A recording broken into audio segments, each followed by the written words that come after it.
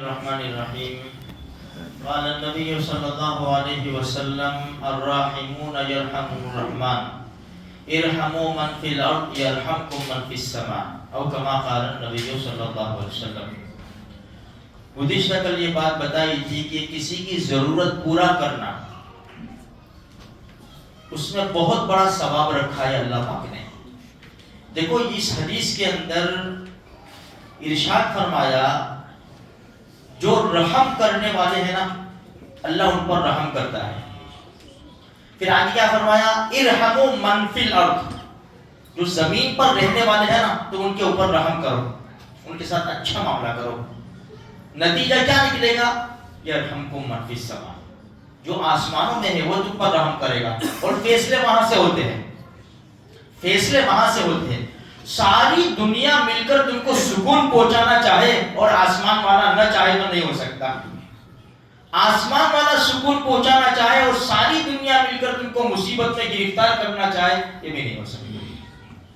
اس لیے میرے بھائیوں حدیثوں کے اوپر نظر ڈالتے نا اللہ وہ کہتے ہیں نا رحمت خداوندی بہانہ می جویت، اللہ کی رحمت و بہانہ تلاش کرتی ہے۔ مسلم شریف کی روایت ہے نبی کریم صلی اللہ علیہ وسلم نے ارشاد فرمایا ایک فاحشہ بدکار عورت نے دیکھا، مشہور حدیث ہے، فاحشہ بدکار عورت نے دیکھا کہ ایک کتا کنویں کی ارد گرد منڈلا رہا ہے اور پیاس سے زبان نکال رہا ہے۔ وہ آئی قریب میں، اس نے دیکھا کہ ہاں پانی اندر ہے، وہ پی نہیں سکتا، مر جائے گا بیچارہ۔ اب کیا کرو؟ اس نے اپنا موزہ نکالا، چمڑے کا موزہ نکالا اور باندھ کر اس کو پانی کھینچا اور کتے کو پانی پلایا۔ حدیث میں ہے اس کی بخشش ہو گئی، اس کی مغفرت ہو گئی۔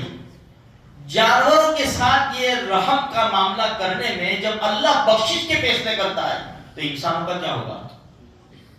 بھائی ہم تو گنہگار لوگ نا، ہم کو تو کوئی بھی چھوٹا موٹا بھی مخلوق کی خدمت ملے نا اللہ کی عبادت تو کرنی ہی کرنی ہے۔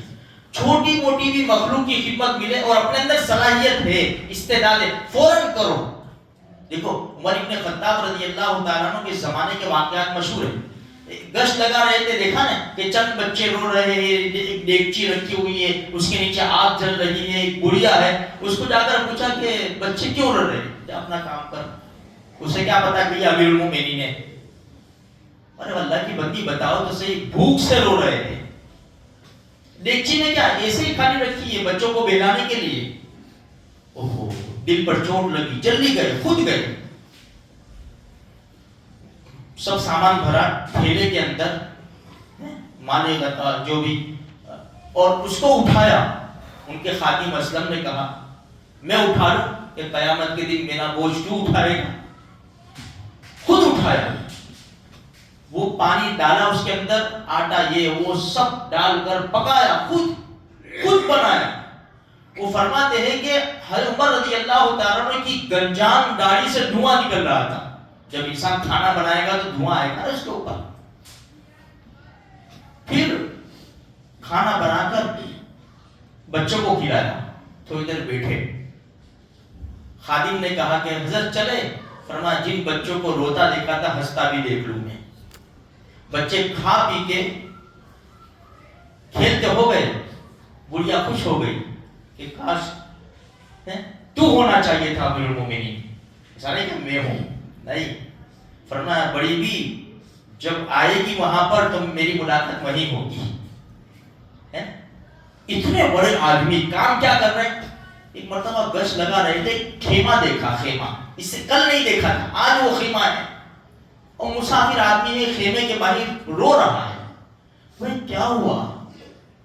مسافر آدمی ہوں، بیوی کو درد ذہن، پریگننٹ ہے، ڈیلیوری کی تیاری، کوئی خاتون نہیں ہے۔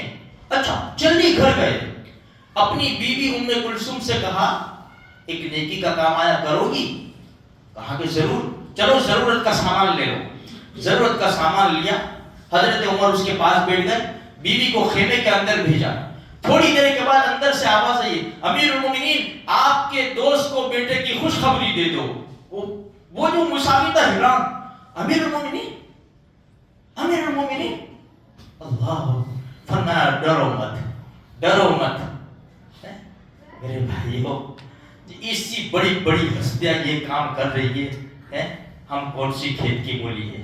اللہ ہم سے اگر کوئی کام لے لے اخلاص کے ساتھ ہمارا بھی کام بن جائے گا انشاءاللہ. اسی لیے کل جو کہا نا میں نے کہ خبر رکھو اپنے محلے والوں کی, رشتہ داروں کی, پڑوسیوں کی خبر رکھو کون کیسی مصیبت میں گرفتار ہے. اگر میرے ذریعے ان کی مصیبت دور ہوتی ہے بس دے دو قربانی. میرے اندر وہ صلاحیت ہے کہ میں اس کی مصیبت اللہ کے فضل سے دور کر سکتا ہوں. میں کچھ خرچ کر کے کچھ قربانی دے کے دے دو میرے بھائیوں. دیکھو اللہ دنیا میں بھی چمکائے گا, آخرت میں بھی چمکائے گا. جب جنازہ اٹھے گا نا, جنازہ گھر والے کیا روئیں گے, بار قطار لگی ہوگی, بڑا اچھا آدمی چلا گیا. دعائیں ہم کہتے ہیں دعا کرنا نہیں کہنے کی ضرورت ہی نہ پڑے, لوگ دعائیں دے ہمیں, ایسے کام کرو. اللہ تبارک و تعالیٰ مجھے آپ کو سارے مسلمانوں کو قبول فرمائے.